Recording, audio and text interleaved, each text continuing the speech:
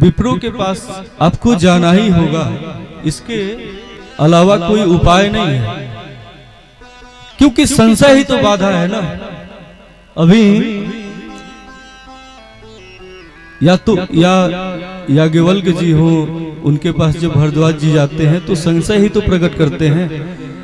सती जी के मन में संशय ही तो आया है ना, आगे आप कथा सुनेंगे। तो सबसे बड़ी बाधा मानस में गोस्वामी जी के माध्यम से इस संशय को ही दूर करने का कार्य किया गया, और इसीलिए उन्होंने कहा कि ये संशय प्रकट कैसे होता है, तो मोह के कारण।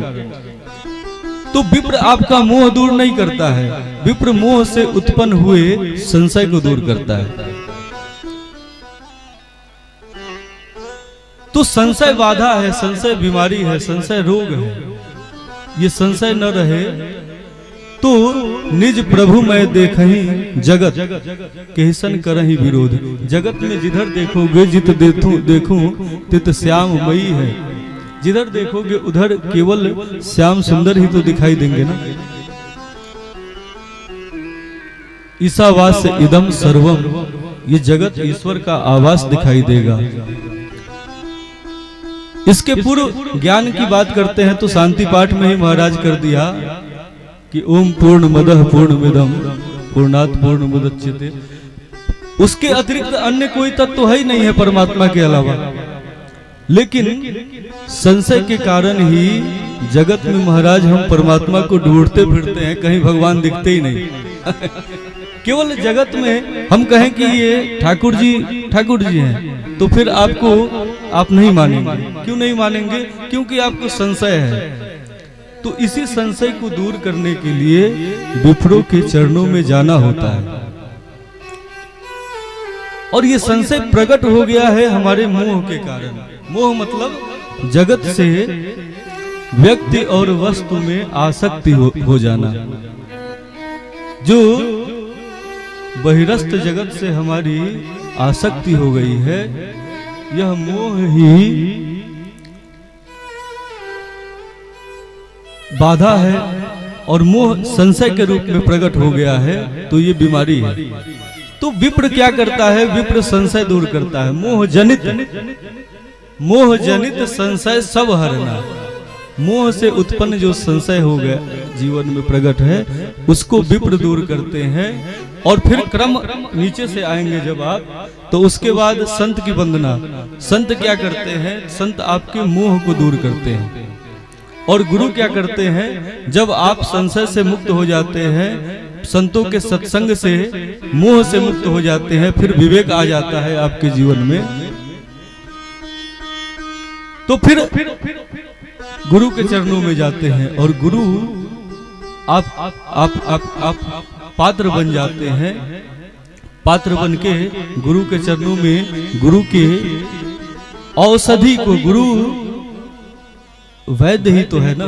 गुरु के द्वारा जो साधना बताई जाती है, जो भगवान नाम बताया जाता है, जो भक्ति का दान दिया जाता है, भक्ति का ज्ञान दिया जाता है, उस औषधि से जब आप श्रद्धावान होकर, संशय से दूर होकर, श्रद्धावान होकर जब उस औषधि को ग्रहण करते हैं, तो फिर क्या होता है?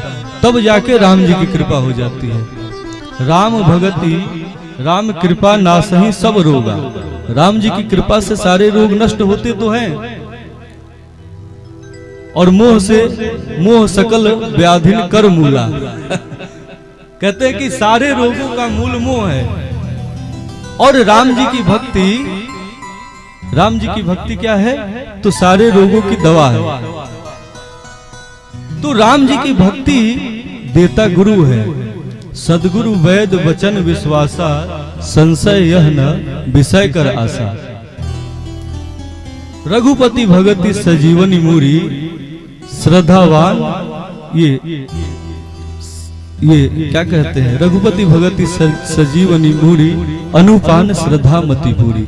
अनुपान के साथ, श्रद्धा के अनुपान के साथ जब रघुपति की भक्ति हम ग्रहण कर लेते हैं, तो भक्ति करते करते करते करते राम जी की कृपा हो जाती है। तो इसलिए ये क्रम है। और गोस्वामी जी ने इस विज्ञान को जानते हुए उसके बाद नाम की वंदना किया है। नाम औषधि है और गुरु वैद्य है। तो जब आप पात्र हो जाते हैं तो गुरु नाम दे देता है, लेकिन जब तक गुरु न मिले तब तक भी गोस्वामी जी कहते हैं कि भाव कुभाव अनख आलसहु, नाम ले तो मंगल दिशि दसहु। कुपात्र में भी वो श्रद्धा प्रकट करने के लिए, पात्रता प्रकट करने के लिए, ताकि वो विप्रो के चरणों में प्रेम कर सके, विप्रो के समीप जा सके, तो नाम को ग्रहण करके और पल प्रतिपल श्रद्धा के साथ उसका सुमिरन करना चाहिए। तो गोस्वामी जी सबसे पहले अपने गुरु की वंदना करते हैं। आइए हम लोग भी अपने अपने सदगुरुदेव भगवान की वंदना करें।